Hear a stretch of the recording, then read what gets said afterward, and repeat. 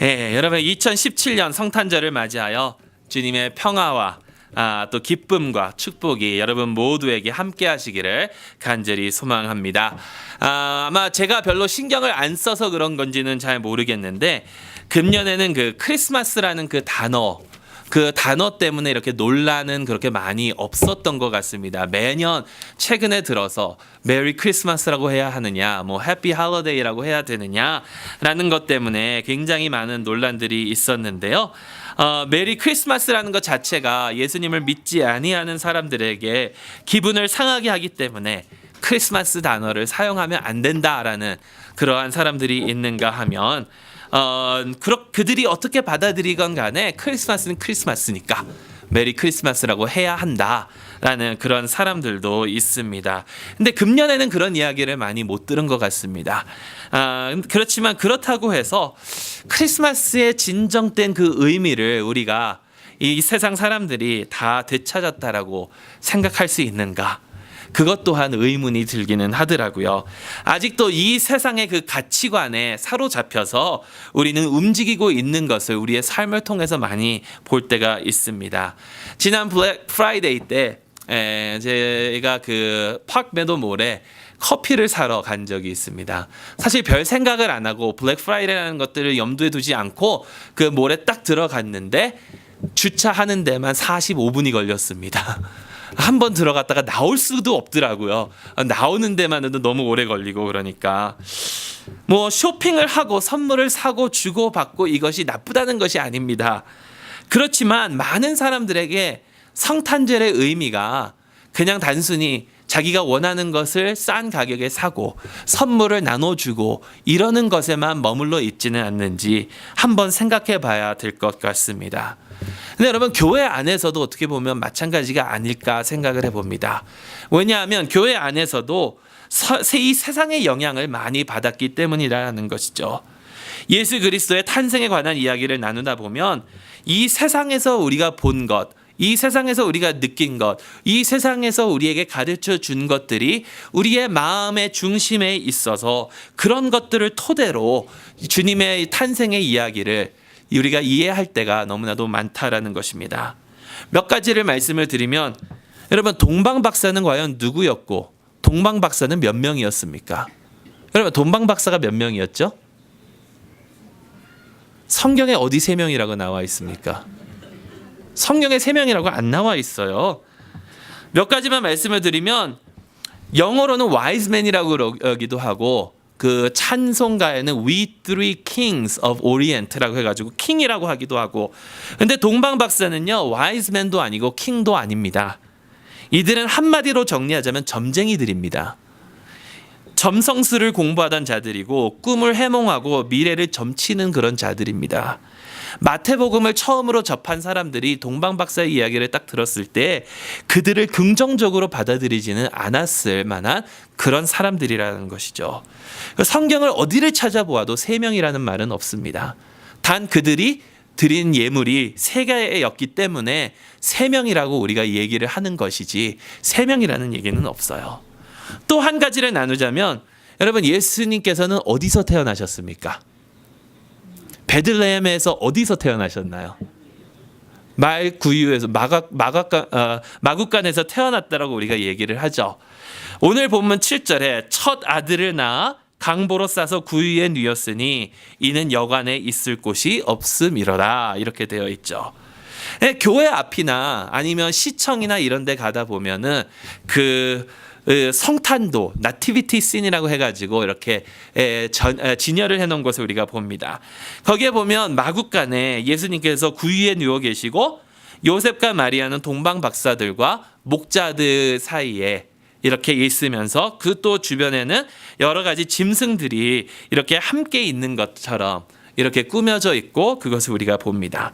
이것을 보면서 우리는 예수님께서 이러한 말 구유에서 이러한 마구간에서 태어나셨을 것이다 라고 우리는 흔히 생각을 하게 되지요. 그렇지만 여기서 몇 가지가 생각해 볼 게 있는데 동방박사들이 예수님을 찾아왔을 때가 과연 예수님의 탄생 때였을까?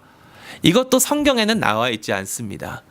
왜냐하면 마태복음을 보면 그 아이가 있는 곳을 그들이 찾아갔다라고 했지 그 아이가 탄생한 곳을 그들이 찾아갔다라고 하지는 않았어요.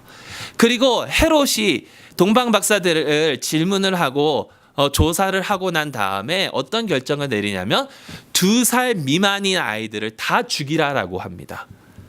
그렇다 보면 그 얘기를 생각을 해보면 예수님이 태어난 지 좀 시간이 흘렀을 것이다라는 것을 우리는 알 수가 있다라는 것이죠. 근데 마국간으로 다시 돌아와서 정말 예수님께서 마국간에서 태어나셨을까? 우리가 찬송을 할 때에도 마국간에 나시어 구유한에 뉘었네 낮고 천한 사람과 이렇게 찬송을 부르는데 과연 마국간에서 태어나셨을까? 저는 어렸을 때 이런 설교를 얼마나 많이 들었는지 몰라요. 요셉이 얼마나 무능한 사람인지 얼마나 무능하길래 임신한 아내가 이제 출산을 하는데 마국간에서 어떻게 방 하나도 못 잡아서 마국간에서 태어나게 했을까? 근데 여기서 문제는 뭐냐면요. 이 단어, 이 여관이라는 그 단어에 문제가 있다는 겁니다. 영어로는 인이라고 번역을 했고 한국말로는 여관이라고 번역을 했는데 여러분 여관이나 인을 생각을 하면 우리는 먼저 할러데이 인 같은 호텔이나 모텔을 생각하게 되죠. 그런데요. 이 여관이라는 그 단어가 그 호텔이나 모텔을 과연 의미를 할까? 그 시절에는 그런 시설들이 있었느냐라는 것입니다. 그리고 이 여관이라는 그 단어가 신약 성경에 2번 더 나옵니다. 오늘 본문 말고 신약 성경에 2번 더 나오는데 마가복음과 누가복음에 나오는데 2번 다 예수님께서 제자들과 함께 최후의 만찬을 나누신 장소를 뜻하는 단어로 나오고요. 거기에 나와 있는 그 의미는 집에 붙어 있는 게스트룸이라는 것이에요. 게스트룸. 그러니까 우리가 생각하는 돈을 지불하고 하루를 숙박하는 여관이 아니라 집 안에 있는 손님들이 오면 묵을 수 있는 게스트룸이라는 것입니다. 여러분 생각을 해보십시오. 모든 사람들이 호적을 하려고 이제 자신들의 고향으로 돌아갑니다. 그러니까 고향으로 돌아가면 어디 머물게 되나요? 대부분 다 자기 친척들의 집에 머물게 되겠죠. 친척들의 집에서 손님 방이 다른 많은 친척들이 왔으니까 손님 방이 꽉 차 있거나 아니면 지금 요셉과 마리아가 묵고 있는 그 방이 너무나도 작아서 아이를 낳을 수 없는 그러한 여건이었고 그렇기 때문에 이 아이를 어디서 낳았는가 하면 바로 패밀리 룸 우리가 보통 얘기하는 거실이나 이런 곳에서 아이를 낳을 수밖에 없었다라는 것입니다. 그리고 근데 패밀리 룸에서 낳았으면 왜 구유에 예수님을 뉘었을까?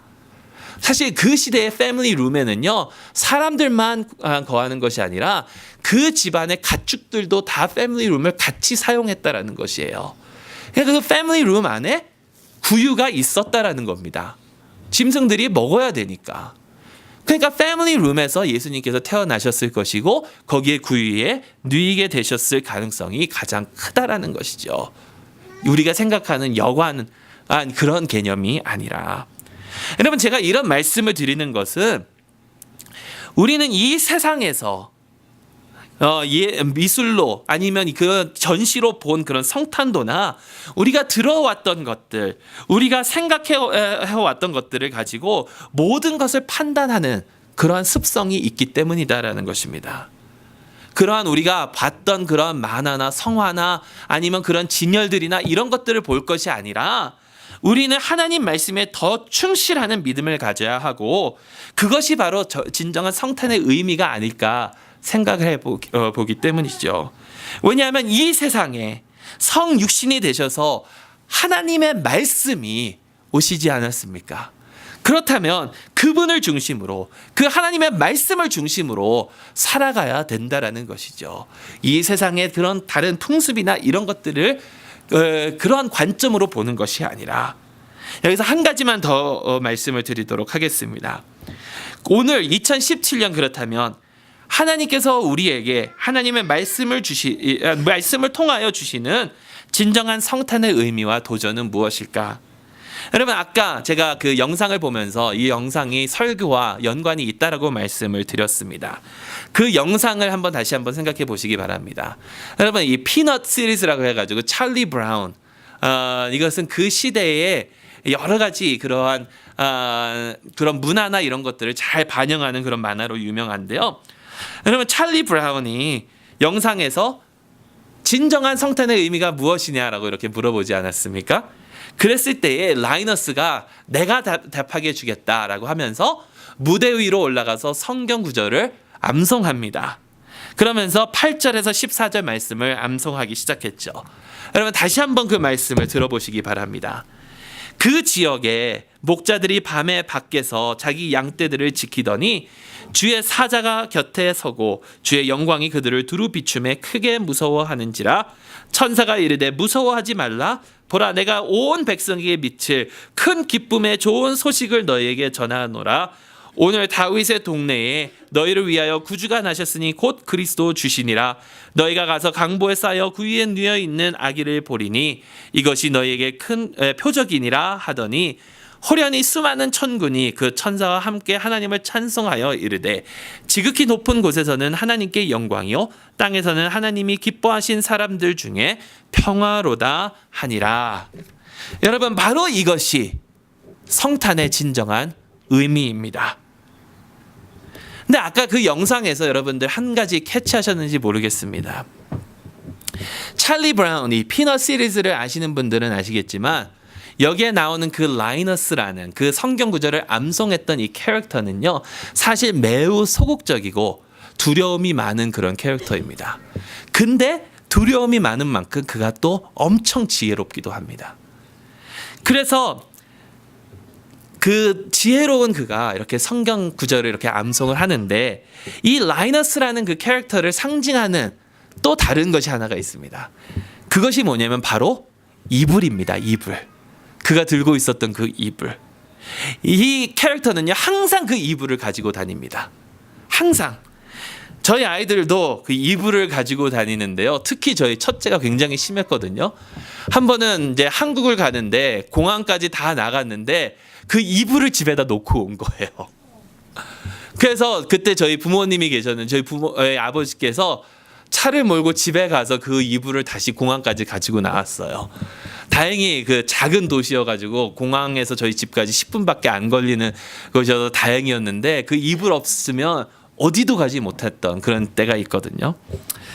이 이불, 이게 security blanket. 이것만 있으면 어떤 두려움이 있더라도 이 아이들은 편안한 그런 마음을 가질 수 있는 그런 이불입니다. 여러분 이 만화에서 이 피넛이라는 만화에서 다른 아이들이 이 라이너스의 이불을 빼앗으려고 엄청 노력을 합니다. 근데요 절대로 놓지 않습니다. 이 라이너스는 절대로 놓지 않습니다. 근데 아까 그 영상에서 라이너스가 처음으로 그 이불을 놓습니다. 이불을 내려놓습니다. 성경 말씀을 암송하면서 그 이불을 내려놓습니다. 근데 어디서 그 이불을 내려놓느냐 하면 바로 두려워하지 말라. Fear not. 이 말씀을 암송하면서 바로 그때 이불을 놓았다라는 거예요. 이 작가가 이 만화를 만든 그 작가가 무엇을 의도했는지가 정확히 보이는 대목이죠. 그리고 이것이야말로 우리가 마음속에 간직해야 할 성탄의 메시지라고 저는 믿습니다.